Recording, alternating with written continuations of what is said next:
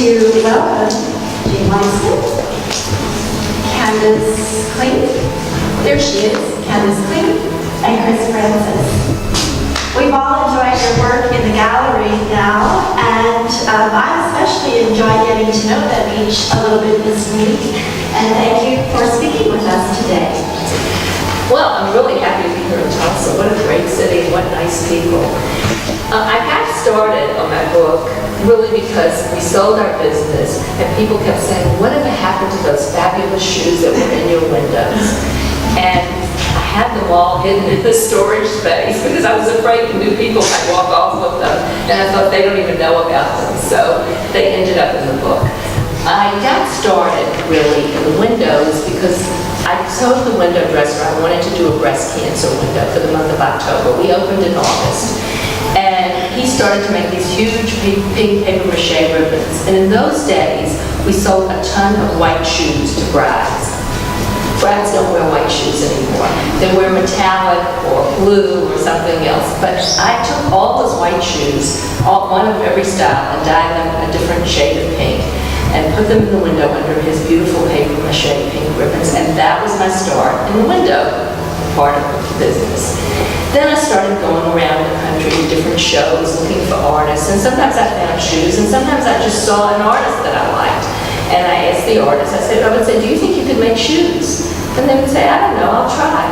After the shoes were in the windows for a while, and people began to come and see them who were known, artists started to come to me, which you would think would be great, but most of them were really terrible.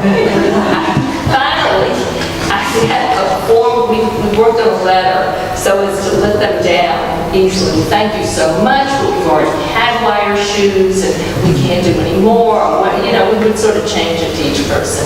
But I did get some amazing, amazing people who just found me. And one of them was Joan to the Darkest, whose bronze shoes are here today. She read stories at our windows in Women's Wear Daily. She was in Mexico.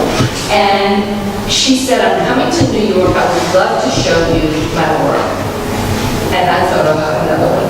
And she was coming from so far. And she came into my office with 2 big duffel bags, opened them up, put them on my desk, and I bought them all on the spot. So these are ones that she has sent to the gallery, and they're really amazing. One day I was told that a downtown drag queen wanted to make shoes for my windows, so I was very excited because I just thought this will be such a fun experience. A young man came in the store to meet me on the day we set up. He showed me his portfolio, and if you look at my book, you will see a lot of his shoes. He became my go-to person when I needed a window for some occasion. He did my windows in our Beverly Hills store for many years during Oscar week, and he would do movie star shoes and hairdo shoes and cosmetic shoes. Our windows really became art galleries, and I did sell things out of the windows. In the beginning, I sold things that I'm so sorry I sold. Later on, I made sure that they could make a duplicate, sell a duplicate. Because I was so happy to get the money for the next windows. I had no idea that a year later I would have 2 more stores and eventually a book. The collection that we used in our store windows was basically variations on a theme. That theme was shoes. So I kept trying to find unique things that didn't have anything to do with the shoes I had used before. So if we had paper, I went on to ceramic. After ceramic, I went on to metal. And we had very interesting shoes made out of very interesting materials. And for me, it's that something flat can get folded up into these sort of miraculous forms, and how the light catches the fold of them. So that complication, what happens in origami, something in my engineering mind, in my pattern drafting mind, was intrigued by that. So I just started to collect, and a friend came home with a little flight helmet that she'd gotten at a crafts fair. And a flight helmet being that one that has the kind of flaps here, but hers was purple and teal, quilted, all with piping along the edges and little buttonholes and little pillow things with tassels and beads hanging off of it. And I wanted it. but it was hers. And so it dawned on me that maybe I should make things like that myself. So that's how it started, is that I really wanted what she had. And I had all these techniques, but they were in a very traditional form. So I took not all of the techniques, but a certain amount of them, and I translated them into a different cloth. But I didn't have an idea, I'm going to make a Trojan headdress, or I'm going to make a Japanese headdress, or I'm going to make a Hawaiian headdress, or I had none of those ideas in mind. I just made emanations off of the head using all those different techniques. And not all of the things that I found would actually work in this area. Things have to bend. And if you know about bias in fabric, that's the diagonal of fabric and it stretches, right? So my study of cloth has to do with the bias of the fabric. And my interest in the pieces was in the making of the pieces. The pieces are evidence of what I did for you to enjoy, but for me, it was when all these little petals were lined up like a squadron on my table, and I moved them around. And when I was gathering this, I pulled the gathers in and I pulled the gathers out. So it's like a video. For me, the making of the piece was a video. For you, it's a still life. And I kept moving. I would find one move, like you could say, well, that's a really good line, but it doesn't belong in this novel, right? So I would pull out some part of the piece and move it to the next piece. When I lecture, sometimes I call it Ribbon Who Would Have Thought, because it's an odd thing to have chosen and a little bit arcane, but from that love of all those samples on the vintage dresses, how the light caught the fold, sort of like origami, my entire life unfolded. I made hats, I taught, I got to travel to museums, I had classes, students, people brought me work, I've written a book.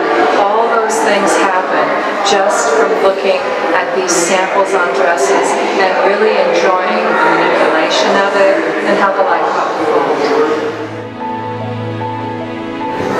I'm Chris Francis. I'm showing here at 108 Contemporary at the Head to Toe exhibition. Very happy to be here. I'm a shoe designer. I make experimental pieces, pedestal pieces, and I also make wearable pieces for day-to-day wear, mainly for stage performers and anyone else who wants a pair. So a lot of fun to be here. Super excited. It's a beautiful show. It's not my first time in Tulsa. My first time actually, I hopped a freight train through Tulsa. I rode freight trains for 5 years straight. I lived on them. Went all across the United States. And that's actually kind of where I developed my first love of shoes. Which in Chicago, I actually learned to shine shoes from a man from the Cabrini Green housing estate. And he taught me a way to shine shoes that was sort of easy for me to do. And I separate my wearable shoes from the shoes that I put on the pedestal, really. I deal with a rigid set of rules where I have to make wearable pieces that have to function every single day. They still have to be comfortable. And I like to make shoes for the pedestal, for the imagination. I make more art pieces now. And the Craft and Folk Art Museum in Los Angeles contacted me to do a solo exhibition. But without a big budget, I had to think about every material. And so I had to get very creative. The blue material was a blanket that was being used on Skid Row. And I thought, it was very strange, you know, like in Los Angeles, you have Beverly Hills, and there's Skid Row, and it's only just a few miles apart, maybe 15 miles. And I just thought, what if those worlds collided? What if I made a piece that wasn't obviously a piece of art? Maybe it could be in a store window or something. This piece here was about motion. I did a whole collection of pieces about motion. Machines. My family came from Germany, and they built zeppelins and clocks. But that was dedicated to a German machine. And there's a piece over here. I get asked a lot if the shoes are comfortable, right? And it's not my greatest concern when I'm thinking, this is where I have fun. So I thought, man, I'm gonna make a comfortable shoe. And I found a couch on the way into the museum. I thought that looks comfortable. What's more comfortable anyway than never leaving the seat? And the art always matching the furniture.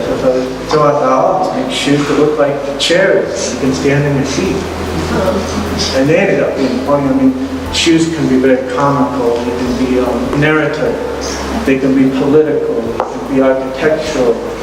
There is really no limitation. And I deal with alternative wearability a lot in this world, and it makes more sense for me. I guess, like, you know, I make the same decisions when I'm making a shoe as I would make if I'm making a painting or anything else. And I don't like to limit creativity to just the shoe. Oftentimes there are no drawings, and if there is a drawing, I like to do it very abstract and completely expressive, so it'll be geometric shape based upon sound. Do you ever make shoes to wear yourself? Oh sure, I made these. I made these on the side of the street in LA, just to see if I could do it. I made them with a hand crank little singer machine with no electricity and just some broken glass and like little, like really simple tools. And they're kind of beat up now. I wear them a lot. I don't often make my own shoes because I never have time anymore. So these are kind of early. But I do make, yeah, and I don't wear crazy shoes usually. And my girlfriend, all of these are made to fit her. So she tests everything out to see if it's structurally wearable, to see if it works. And so that's how I always have sort of a shoe model at home. I've been walking around Tulsa, documenting all of the beautiful architecture here, and just seeing shoes and what's happening down here in the art district. I think other cities can really learn from, and just what's happening in Tulsa. Young people are here, people that maybe wouldn't even ever walk into an art gallery are walking through. There was 3,000 people that walked through here last night. We can't get numbers like that in LA at all. You might get 300 people in a large gallery show, maybe. But so that was just very impressive. I had no idea what to expect, and it's been wonderful. I've met nothing but nice people in the city.